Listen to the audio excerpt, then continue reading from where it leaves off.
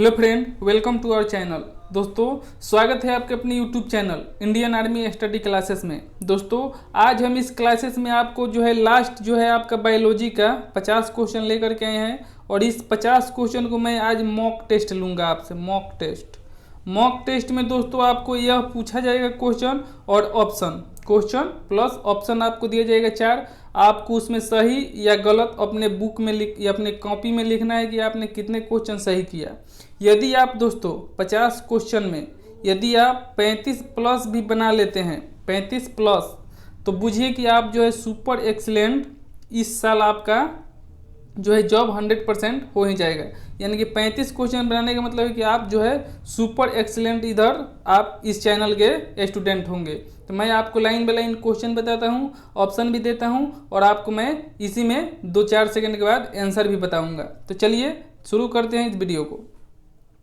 देखिए, पहला क्वेश्चन पूछा है, सर्वग्राही कौन से रुधिर वर्ग का होता है। तो दोस्तों ऑप्शन दिया है ए, बी, ओ, बी और ए। आपको इसमें चुनना है कि कौन सा सही होगा। तो दोस्तों चलिए, मैं देख रहा हूँ कि आपने यहाँ लिख लिए होंगे कि कौन सा आपका आंसर सही होगा। तो यहाँ आपका आंसर हो जाएगा सर्वग्राही आपका ए बी होता है। सर्वग्राही ए बी होता है और सर्वदाता पूछे तो ओ होता है। सर्वदाता ओ होता है, लेकिन यहाँ क्वेश्चन पूछा है सर्वग्राही, तो यहाँ हमारा आंसर जो होगा ये करेक्ट होगा। दूसरा नंबर क्वेश्चन देखिए क्या पूछा है कि इनमें से रक्त दाब का मापक यंत्र कौन सा है। तो रक्त दाब का मापक यंत्र आपको बताना है दोस्तों। तो पहला आंसर ऑप्शन दिया है स्फेरोमीटर, दूसरा दिया है एनीमोमीटर, तीसरा दिया है स्फिग्नोमैनोमीटर और चौथा दिया है आमीटर। यानी कि आपका जो क्वेश्चन होगा दोस्तों, आई होप आप समझ गए होंगे, अपने बुक में लिख लिए होंगे। आपका है आंसर हो जाएगा सिग्मोमैनोमीटर आपका रक्तदाब का मापक होता है। सिग्मोमैनोमीटर, तो याद रखिएगा सिग्मोमैनोमीटर। ये है वीवीआई क्वेश्चन है, इसलिए मैं आपको मॉक टेस्ट में इसको लाया हूँ ताकि क्वेश्चन आंसर और आपका ऑप्शन चारों यहाँ तीनों मिलता रहे और आप इसको आसानी से याद कर जाएं। देखिए, इस टाइप का क्वेश्चन एक पूछता है आपसे कि ए बी रक्त समूह के लोग सार्वभौमिक प्राप्तकर्ता होते हैं। तो ए बी रक्त ग्रुप के जो लोग होते हैं सार्वभौमिक प्राप्तकर्ता होते हैं। तो ये क्या है दोस्तों, यानी कि ये किसी से भी ब्लड अपना ले सकते हैं। तो इसमें आपको बताया है दूसरा भी कारण कि रक्त समूह ए बी की लाल रक्त कोशिकाओं में कोई एंटीजन नहीं होती है, इसलिए अन्य किसी रक्त समूह के साथ समूह नहीं होता है। तो दोस्तों यहाँ आपका बताना है कि ए आर दोनों सही है और आर एन की व्याख्या नहीं करता। ऑप्शन ए है। ऑप्शन बी में दिया है ए आर दोनों सही है परंतु आर ए की सही व्याख्या नहीं करता। तीसरा दिया है ए सही है परंतु आर गलत है। चौथा जो दिया है आपका ए गलत है परंतु आर सही है। तो यहाँ आपका आंसर हो जाएगा, बताइए, मैं आपको बताता हूँ। तो आपका यहाँ आंसर होगा ए सही है, क्योंकि देखिए यहाँ कहा है ए बी रक्त ग्रुप सार्वभौमिक प्राप्त करता है, तो 100% सही है। लेकिन आर आर बता रहे हैं कि ये एंटीजन नहीं होने के कारण अन्य रक्त समूह के साथ समूह नहीं करते। ये आपका गलत हो जाएगा, यानी कि ये सही है परंतु आर गलत है, यानी कि option C is the correct होगा। आयोडीन युक्त हार्मोन होता है दोस्तों, 54 नंबर पूछा है आयोडीन युक्त हार्मोन कौन होता है। तो आपको मैं ऑप्शन देता हूँ, थायरॉक्सिन, इंसुलिन, एड्रेनालिन और टेस्टोस्टेरोन। तो आपको दोस्तों यहाँ बताना है कि कौन होगा आपका सही।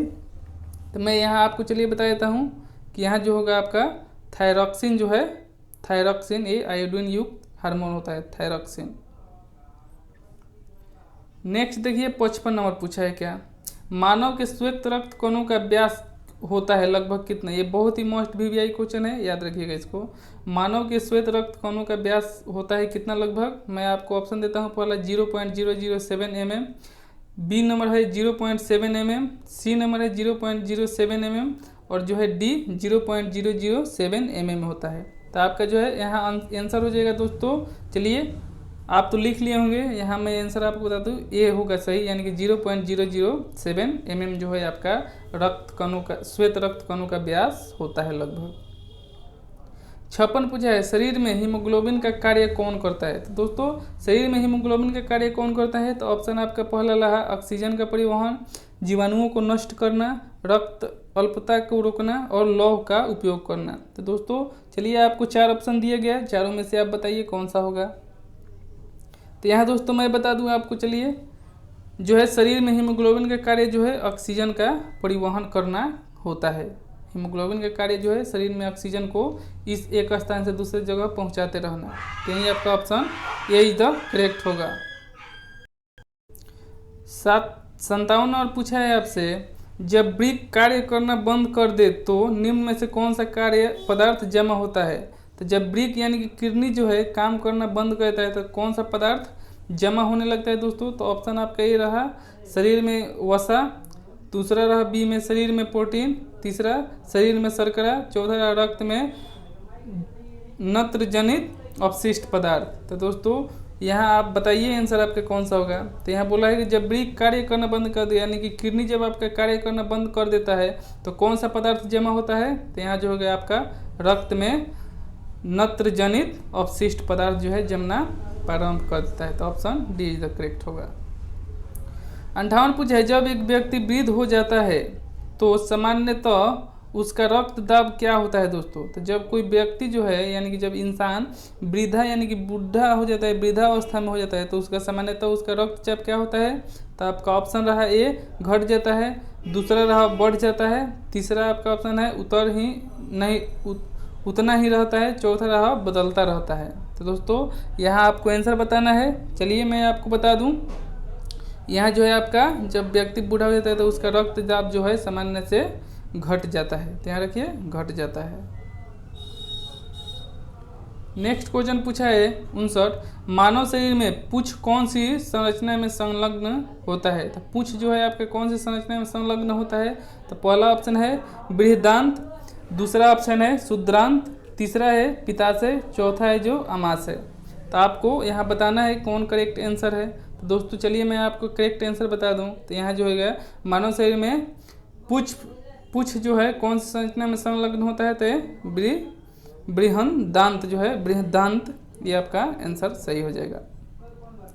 60 नंबर पूछा है, मानव शरीर में क्षुद्रांत के 3 संरचनात्मक भागों की लंबाई कौन सा सही ह्रासमान क्रम है। तो मानव शरीर में क्षुद्रांश के 3 संरचनात्मक भागों की लंबाई का कौन सा सही ह्रासमान क्रम है दोस्तों। तो यहाँ आपका ऑप्शन हो जाएगा ए यानी कि मध्ययांत्र ग्रहणी श्वसनांत्र, दूसरा आपका हो जाएगा श्वसनांत्र ग्रहणी मध्यांत्र, तीसरा आपका हो जाएगा मध्यांत्र श्वसनांत्र और ग्रहणी, चौथा हो जाएगा आपका श्वसनांत्र मध्यांत्र और ग्रहणी। तो यहाँ फिर से एक बार क्वेश्चन देख लीजिए, ये उतना वीवीआई नहीं है, फिर भी आप इसको पढ़ लीजिए ताकि आपको याद रहे। मानव शरीर में शुद्रांत जो है यानी कि स्मॉल इंस्टेंटाइन जो है इंस्टेलाइन के 3 संरचनात्मक भाग को लंबाई का कौन सा सही क्रम है। तो यहाँ आपका आंसर हो जाएगा दोस्तों श्वसांत्र मध्यांत्र और ग्रहणी,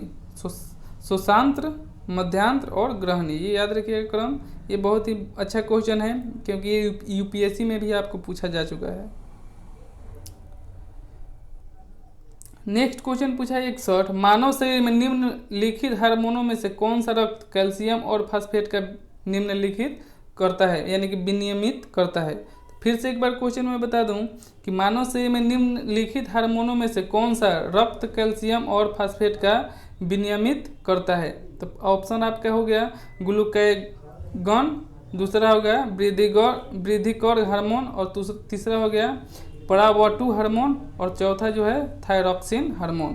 तो दोस्तों चलिए आप आंसर बताइए, नहीं तो चलिए मेरा आंसर देख लीजिए। आपका जो है पराव2 हार्मोन जो है आपका मानव शरीर में निम्न हार्मोनों में से रक्त कैल्शियम और फास्फेट का विनियमित करता है। तो कैल्शियम और फास्फेट का विनियमित करने वाला हार्मोन जो है आपका पराव2 हार्मोन है। नेक्स्ट देख लीजिए 362, मानव शरीर के निम्नलिखित भागों में से किस एक में शुक्राणु डिंब को निषेचित करता है। तो दोस्तों एक बहुत ही वीवीआई क्वेश्चन देख लीजिए नर्सिंग के लिए, मानव शरीर के निम्नलिखित भागों में से किस एक में शुक्राणु डिंब को निषेचित करता है। दोस्तों डिवेन यानी कि जो है शुक्राणु डिवेंद को निषेचित करने वाला कौन सा है दोस्तों। तो यहाँ देखिए ऑप्शन दिया है गर्भाशय ग्रीव, दूसरा दिया है डिंब वाहिनी नली और चौथा जो है गर्भाशय का निचला भाग, चौथा आपका ऑप्शन डी जो है गर्भाशय का ऊपरी भाग। तो जो है यहाँ शुक्राणु निषेचित करने के लिए कौन सा जगह है दोस्तों, तो डिब्बा वाहिनी नली, डिब्बा वाहिनी नली यहाँ आपका करेक्ट आंसर होगा। 63 मानव मस्तिष्क के निम्न भागों में से कौन सा एक निगरण और उल्टी का नियम केंद्र है, नियमन केंद्र है दोस्तों। फिर से एक बार क्वेश्चन, मानव मस्तिष्क के निम्नलिखित भागों में से कौन सा एक निगरण और उल्टी का नियमन केंद्र है। तो यहाँ आपका ऑप्शन हो जाएगा ए अनुमस्तिष्क, दूसरा होगा प्रमस्तिष्क, तीसरा होगा मेंडुला ऑब्लांगेटा और चौथा जो होगा यानी कि डी पोन्स जो। तो यहाँ आपका आंसर बताइए दोस्तों। तो यहाँ आपका 63 का आंसर जो होगा, 63 वाला आंसर होगा मानव मस्तिष्क के निम्न भागों के कौन सा एक निगरण और उल्टी का नियमन केंद्र है। तो यहाँ मेंडुला ऑब्लांगेटा हो जाएगा, मेंडुला ऑब्लांगेटा। 64 पूछा है निम्नलिखित में से किस एक की उत्पत्ति यकृत का कार्य है। तो किस एक की उत्पत्ति जो है यकृत का कार्य है। तो ऑप्शन ए हो गया आपका लाइपेज, बी हो गया यूरिया, सी हो गया श्लेष्मा और चौथा जो हो गया यानी कि डी हाइड्रोक्लोरिक अम्ल। तो चलिए आपको यहाँ आंसर बताना है। तो आंसर चलिए मैं बता दूँगा आपको। 364 का आंसर जो हो जाएगा आपका निम्न में से कौन सा एक की उत्पत्ति यकृत का कार्य है। तो यकृत का कार्य जो है यूरिया का उत्पत्ति करना होता है, यानी कि option B is the correct होगा। 65 पूछा है मानव तंत्र में निम्न में से कौन सा एक पाचक एंजाइम नहीं है। तो मानव तंत्र में निम्न में से कौन सा एक पाचक एंजाइम नहीं है दोस्तों।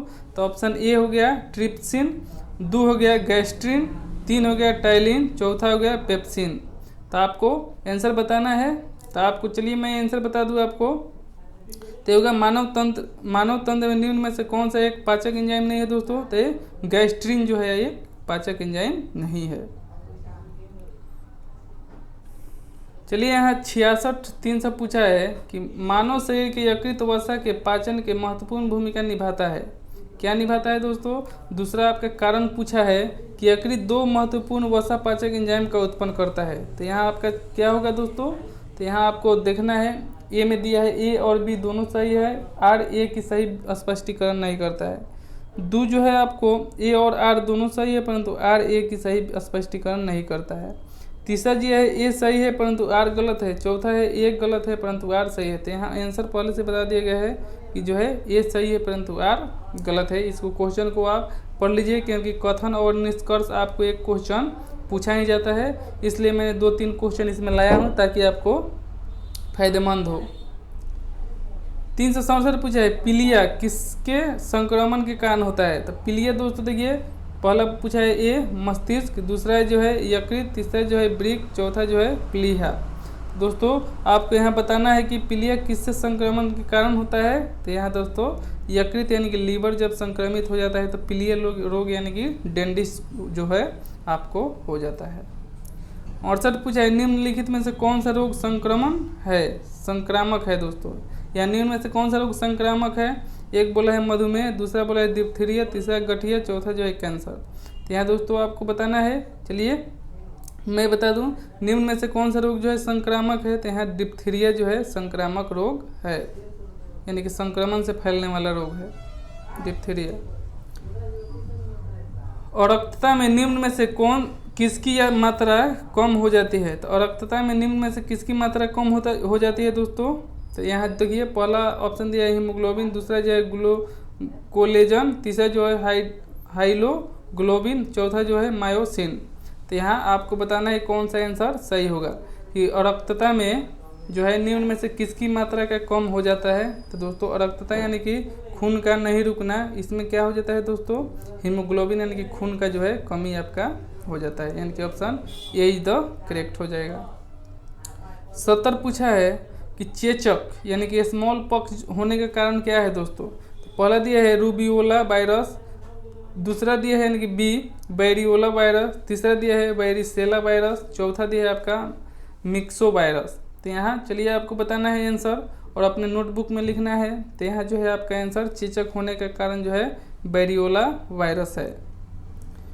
3 से 11 पूछा है गाय के दूध का रंग किसकी मौजूदगी के कारण थोड़ा पीला होता है। तो दोस्तों ये बहुत ही वीवीआई क्वेश्चन, बार बार पूछा जाने वाला क्वेश्चन है, इसको आपको याद करना है, जैसे भी याद कीजिए।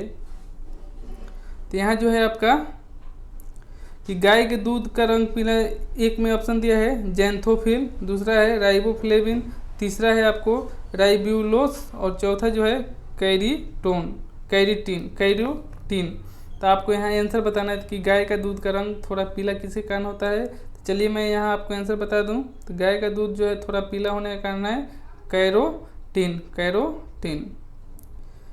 372 पूछा है उनमें से कौन सा रोग जो है प्रायः वायु के माध्यम से फैलता है। तो वायु के माध्यम से फैलने वाला रोग कौन सा है। तो ऑप्शन ए दिया है प्लेग, दूसरा है टाइफाइड, तीसरा है ट्यूबरलोसिया और चौथा जो है हैजा आपको बताना है दोस्तों। चलिए आपको ऑप्शन 4 दे दिया गया, बताइए कौन सा है। तो यहाँ जो है आपका वायु के माध्यम से फैलने वाला रोग जो है प्लेग है। प्लेग यहाँ याद रखिएगा, प्लेग। 373 पूछा है कि अन्न जो है एक समृद्ध स्रोत है। अन्न जो है एक समृद्ध स्रोत किसके होते हैं। तो यहाँ ऑप्शन दिया है स्टार्च के, ग्लूकोज के, फ्रक्टोज के, मल्टोज के। तो अन्न यानी कि सीरियल जो है सीरियल्स जो है आपका किसका है। तो ये स्टार्च का स्रोत है। 74 पूछा है मनुष्य में एल्फा टॉक्सिन खाद्य विषाक्त द्वारा सामान्यतः कौन सा अंग प्रभावित होता है। तो मनुष्य में जो है एफ्लाटॉक्सिन खाद्य विषाक्त द्वारा सामान्य कौन सा अंग प्रभावित होता है। तो यहाँ देखिए पहला हृदय, फेफड़ा, वृक्क, यकृत। तो यहाँ जो है एफ्लाटॉक्सिन खाद्य विषाक्त के द्वारा आपको फैलने वाला जो रोग है यानी कि अंग प्रभावित होने वाला जो है आपका यहाँ हो जाएगा यकृत यानी कि लीवर। दूसरा पूछा है 75 में 300 कि निम्न में से किस विटामिन में कोबाल्ट होता है। तो किस विटामिन में कोबाल्ट होता है दोस्तों। तो option B6, B2, B1, B12। तो आपको बताना है कि किस विटामिन में जो है कोबाल्ट होता है और ये इस बार आपको क्वेश्चन पूछा जाने वाला है, इसलिए आप इसको याद रख लीजिए। तो ये जो है आपका विटामिन, किस विटामिन में कोबाल्ट मिलता है। तो विटामिन 12 जो है आपका यहाँ आंसर सही हो जाएगा, विटामिन 12 में कोबाल्ट मिलता है। मीना माता रोग का कारण है। तो मीना माता यानी कि जो है छोटी माता यानी कि चेचक का कारण कौन सा है। तो मीना माता के रोग का कारण जो है आपका यहाँ ऑप्शन हो गया पारा, कैडमियम, सीसा, जस्ता। तो यहाँ जो होगा आपका बताइए। चलिए मैं बताता हूँ। यहाँ मीना माता रोग का कारण जो है पारा है। सही जोड़े बनाइए और नीचे दिए गए कूट से सही उत्तर दीजिए। तो यहाँ देखिए रक्ताल्प यानी कि रक्त का कमी किसके कारण होता है, ये आपको मिलाना है। गलगोंडू किसके कारण होता है, रतौधी बेरी। तो ये आपको बनाना है और मिलाना है कि कौन सा आपका सही है। तो देखिए यहाँ रक्ताल्प जो है आपको किसके कारण होता है। तो लौह की कमी के कारण यहाँ हो जाता है, लौह की कमी। गलगुंटू तो आप जानते हैं कि जो है आयोडीन की कमी के कारण गलगंड हो जाता है। रतौंधी तो आप जानते हैं कि विटामिन ए की कमी के कारण होता है और बेरी तो जानते हैं कि विटामिन B1 के कमी के कारण होते हैं। तो यहाँ आप मिलान सही से कर लीजिए, तब यहाँ बताइए आपका जो है आंसर कौन सही होगा। यहाँ आपका आंसर हो जाएगा यानी कि ये वाला आंसर आपने कॉपी पर लिख लीजिएगा और इसको वेरीफाई कर लीजिएगा, आपका आंसर सही हो जाएगा। ठीक है, चलिए आगे बढ़ते हैं। 378 पूछा है निम्न आनुवंशिक रोगों में कौन यौन संबंधित है। तो कौन यौन संबंधित है दोस्तों। तो एक हीमोफीलिया, एक है दूसरा जो है बी नंबर सेक्स व्याधि, तीसरा सी जो है सिस्टिका फाइब्रोसिस, डी जो है हाइपरटेंशन। तो ये अनुवांशिक रोग कौन सा है दोस्तों। तो अनुवांशिक रोग यहाँ जानते हैं, बहुत से लोग आप पढ़े होंगे। यहाँ आपका हो जाएगा हीमोफीलिया जो है वंशागत रोग या अनुवांशिक रोग भी इसको कहते हैं। 79 पूछा है जापानी एंसीफिलाइटिस का कारक होता है। तो जापानी एंसीफिलाइटिस का कारण जो होता है दोस्तों आपको बताना है। पहला जीवाणु, विषाणु।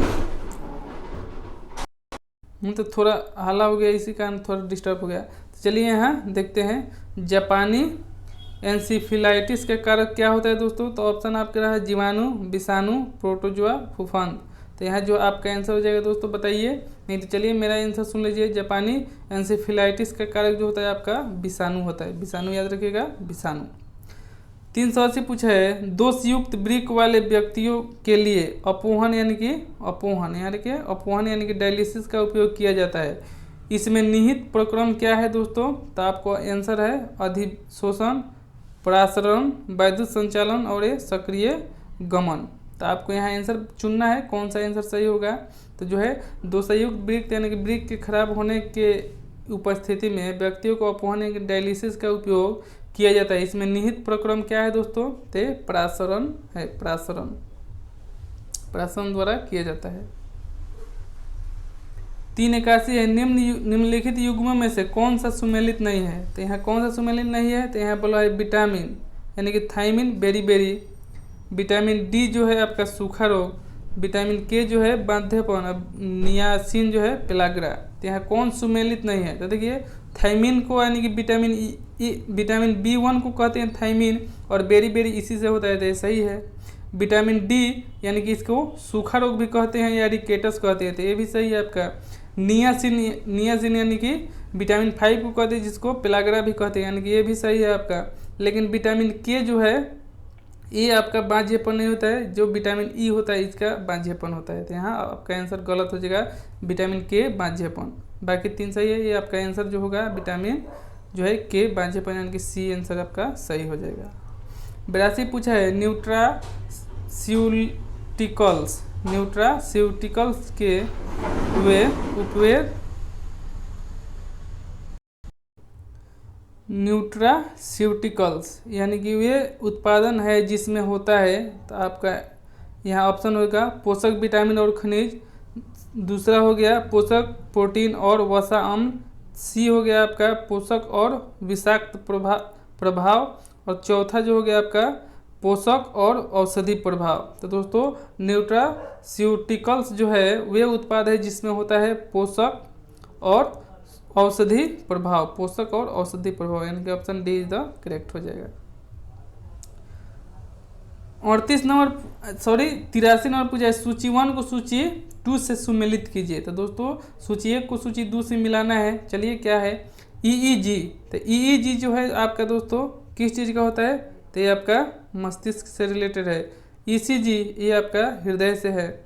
EOG यानी कि EMG, तो EOG का चीज़ है, तो EOG आपका यहाँ हो जाएगा आई से, और जो है EMG हो जाएगा आपका मांसपेशिया से। तो यहाँ जो है A का 4, A का 3, तो A का 3 मस्तिष्क हो गया, B का 4 यानी कि ये हो गया, और C का 2 यानी कि आँख, और चौथा जो है आपका D का 1 यानी कि आपका option B is the correct हो जाएगा। आप इसको मिला लीजिए और इसको नोट डाउन कर लीजिए ताकि आपको ये याद रहे, क्योंकि यहाँ एक नहीं 4 क्वेश्चन का आपका क्लियर हो रहा है, इसलिए आपको इसको नोट कर लेना है और याद कर लेना है। 84 पूछा, रुधिर में श्वेत रक्त कणिकाओं की अत्यधिक मात्रा में उपस्थिति को रोग विज्ञान की भाषा में क्या कहते हैं? तो रुधिर में श्वेत रक्त कणिकाओं की अत्यधिक मात्रा में उपस्थित को रोग विज्ञान की भाषा में क्या कहते हैं दोस्तों? तो पहला जो है एनोक्सिया, दूसरा जो है ल्यूकेमिया, तीसरा जो है एनीमिया, चौथा जो है सेप्टिसीमिया। तो आपका जो है आंसर बताइए। तो यहाँ पूछा है फिर से एक बार क्वेश्चन, रुधिर में श्वेत रक्त कणिकाओं की अत्यधिक मात्रा में उपस्थिति को रोग विज्ञान की भाषा में क्या कहते हैं? तो ल्यूकेमिया इसको कहते हैं, ल्यूकेमिया। 85 पूछा है, पीयूष ग्रंथि शरीर में किस स्थान पर स्थित होती है? तो पीयूष ग्रंथि कहाँ होती है? तो ऑप्शन ए है हृदय के आधार में, बी है मस्तिष्क के आधार में, तीसरा है सी है गर्दन में, चौथा जो है उदर में। तो दोस्तों तो पीयूष ग्रंथि आप जानते हैं कि ये जो है मस्तिष्क का भाग है, इसका मस्तिष्क के आधार में होता है पीयूष ग्रंथि। चौथा यानी कि 86 नंबर पूछा है, दाद की बीमारी निम्न में किस प्रकार की होती है? यानी कि दाद जो है, दाद खाज खुजली किस प्रकार की बीमारी है दोस्तों? तो या दोस्तों पहला ऑप्शन बैक्टीरिया, दूसरा है प्रोटोजोन, तीसरा है वायरस, चौथा जो है आपका फंगल। तो यहाँ आपका आंसर हो जाएगा दोस्तों दाद बीमारी जो है ये फंगस यानी कि कवक के कारण होता है, फंगस।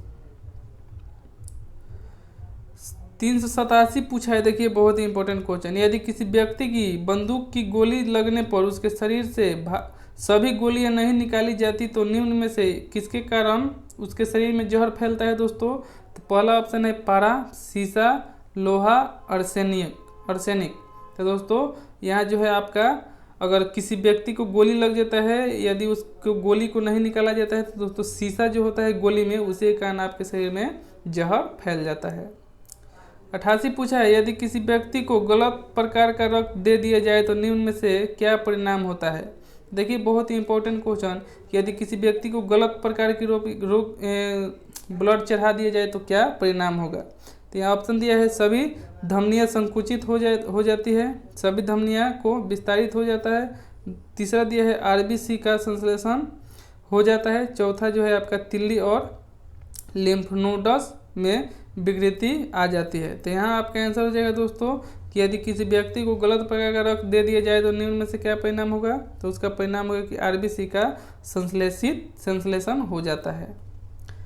89 पूछा है, जीवित जीवों में जैविक उत्प्रेरक क्या कहलाते हैं। जीवित जीवों में जैविक उत्प्रेरक क्या कहलाते हैं दोस्तों। पहला है हार्मोन, दूसरा विटामिन, तीसरा स्टेरॉइड और चौथा जो है एंजाइम। तो जीवित जीवों में जैविक उत्प्रेरक का कार्य क्या कहलाते हैं दोस्तों। तो ये एंजाइम कहलाते हैं। Option D is the correct होगा, एंजाइम। चौथा पूछा है, 90 नंबर पूछा है, शरीर में रोग प्रतिरोधक की उत्पादन के लिए उत्तरदायी कोशिका कौन सा है। तो रोग प्रतिरोधक जो है उत्पादन के लिए उत्तरदायी कोशिका कौन सी है। पहला है आपका कनिकाणु, दूसरा है लसिका कोशिका, तीसरा है लोहित कोशिका, चौथा है बिंबाणु। तो दोस्तों शरीर में रोग प्रतिरक्षी यानी कि रोग प्रतिरोधक जो है के उत्पादन के लिए उत्तरदायी कोशिका कौन सा है। तो ये लसिका कोशिका यानी कि option B is the correct होगा, लसिका कोशिका। 391 पूछा है, काला ज्वर का रोग कारक लोसमुनिया जो है किसके द्वारा अलैंगिक संवर्धन करता है। तो काला ज्वर के रोग का कारक लोसमुनिया जो है किसके द्वारा अलैंगिक संवर्धन करता है दोस्तों। पहला है मुकुलन, दूसरा है द्विखंडन, तीसरा जो है बहुखंडन, चौथा जो है आपका बीजाणु उद्भवन। तो यहाँ आपका आंसर हो जाएगा दोस्तों द्विखंडन। द्विखंडन जो है काला ज्वर के रोगों को लोसमुनिया किसके द्वारा अलैंगिक संवर्धन करता है। 92 पूछा है, मनुष्य में मस्तिष्क का कौन सा भाग सूक्ष्म चलन नियंत्रित करता है। शरीर में संतुलन एवं सामान्य तथा पेशिटोन को संधारित करता है। तो यहाँ ऑप्शन हो गया परम मस्तिष्क, दूसरा है चेतक, तीसरा है आपका अनुमस्तिष्क, चौथा है अधश्रेतक। तो दोस्तों फिर से यहाँ क्वेश्चन देख लीजिए, आप आंसर मिलाइए इसको और बताइए। मनुष्य मस्तिष्क का कौन सा भाग सूक्ष्म चलन नियंत्रित करता है। शरीर के संतुलन एवं साम्य तथा पेशिटोन को संधारित करता है। तो यहाँ आपका आंसर जो हो जाएगा, यहाँ आपका आंसर हो जाएगा अनुमस्तिष्क। 93 पूछा है, निम्न तत्वों में से कौन सा तंत्रिका तंतु में आवेग संचलन के लिए आवश्यक है। तो निम्न में से कौन सा तंत्रिका तंतु के आवेग संचलन के लिए आवश्यक है दोस्तों। तो यहाँ पहला कैल्शियम, लोहा, सोडियम और जस्ता। तो यहाँ आपका आंसर हो जाएगा जो है निम्न तत्वों में से कौन सा तंत्रिका तंतु के आवेग संचलन के लिए आवश्यक है। तो यहाँ सोडियम आपका आंसर हो जाएगा, सोडियम। 94 पूछा है, मेरु क्षति का उपचार किसके द्वारा निकलने की संभावना होती है। तो मेरु क्षति का उपचार किसके द्वारा निकलने की संभावना होती है दोस्तों। तो ये बहुत ही इंपॉर्टेंट क्वेश्चन है, 6-7 क्वेश्चन है। और इसके बाद मैं आपको फिजिक्स का कराने वाला हूँ, केमिस्ट्री का कराने वाला हूँ। केमिस्ट्री होगा इस जो बायोलॉजी आपका आज खत्म होने वाला है। तो केमिस्ट्री के बाद जो है आपका बायोलॉजी होगा, बायोलॉजी के बाद ये बायोलॉजी चल रहा है आपका। बायोलॉजी आज खत्म होगा, 400 क्वेश्चन। कल से जो है केमिस्ट्री स्टार्ट होगा और केमिस्ट्री जो है आपके नर्सिंग असिस्टेंट और जो है टेक्निकल दोनों वाले के लिए होगा। तो यहाँ कल से जो है वीडियो और भी इम्पोर्टेंट होने वाला है, इसको आप देखना मत भूलिएगा। तो मेरु क्षति का उपचार किसके द्वारा निकलने की संभावना होती है दोस्तों। तो यहाँ पहला ऑप्शन दिया है जिम चिकित्सक, दूसरा जो है आपका स्टेम कोशिका चिकित्सा, तीसरी जो है जीनोग्राफ्ट्स और चौथा जो है आधान। तो दोस्तों यहाँ मेरु क्षति का उपचार जो है आपको स्टेम कोशिका चिकित्सा के द्वारा निकलने की संभावना होती है, स्टेम कोशिका चिकित्सा के द्वारा। 95 पूछा है, समाचार पत्र में लपेटे खाद से किसमें किससे प्रदूषित होने की संभावना होती है? तो दोस्तों देखिए, बहुत से लोग खाना लाते हैं कभी कल पेपर में जो है समाचार यानी कि न्यूज़ पेपर में ही खाना को लपेट करके ला देते हैं, गरम गरम खाना को, तो उससे दूषित होने की संभावना किसके कारण होती है दोस्तों? तो ऑप्शन दिया है शीशा, एल्युमिनियम, लोहा और मैग्नीशियम। तो आप जानते हैं कि पेपर की छपाई में कुछ शीशा की मात्रा होती है जिसके कारण जो है खाना विषाक्त यानी कि खराब हो जाते हैं। 96 पूछा है, मूत्र में प्रायः कौन सा विटामिन उत्सर्जित होता है? तो मूत्र में विटामिन कौन सी होती है? तो आपका option vitamin A, B, C, D. तो जो है डी एवं के। तो जो है देखिए यहाँ मूत्र में प्रायः कौन सी विटामिन उत्सर्जित होती है? तो मूत्र में विटामिन डी और के दोनों उत्सर्जित होती है। ये CDS में पूछा गया है आपको 2010 में। 97 पूछा है, निम्न में से कौन सा एक जैव निम्नीकरण नहीं है? तो जैव निम्नीकरण कौन सा नहीं है? तो यहाँ देखिए ऊनी चटाई, चांदी की पन्नी और जो है चमड़े की थैला और जो है यहाँ जूट की कटोरी। तो कौन जो है आपका जैव निम्नीकरण नहीं है दोस्तों? तो यहाँ हो जाएगा चांदी की पन्नी, आपका आंसर सही होगा। 98 पूछा है, निम्न में से कौन सा एक शर्करा का प्रमुख स्रोत है? तो शर्करा का सबसे प्रमुख स्रोत कौन सा है? तरबूजा बताइए, चुकंदर, गन्ना और खजूर। तो यहाँ जो है आपका शर्करा का प्रमुख स्रोत है चुकंदर। 99 पूछा है, यदि एक पौधे को बिना पानी के अति उर्वरक दिया जाए तो पौधा क्या होगा दोस्तों? तो वृद्धि में अवरुद्ध होगा या रूपांतरण विकसित करेगा या जीव द्रव्य संकुचन के कारण मर जाएगा या अप्रभावित रहेगा? तो दोस्तों आप किसी भी पौधा को जो है अनावश्यक यूरिया देते रहेंगे तो उसको क्या होगा दोस्तों? तो वो जो है जीव द्रव्य संकुचन के कारण मर जाएगा, यानी कि option C is the correct होगा। तो 99 का option C is the correct होगा।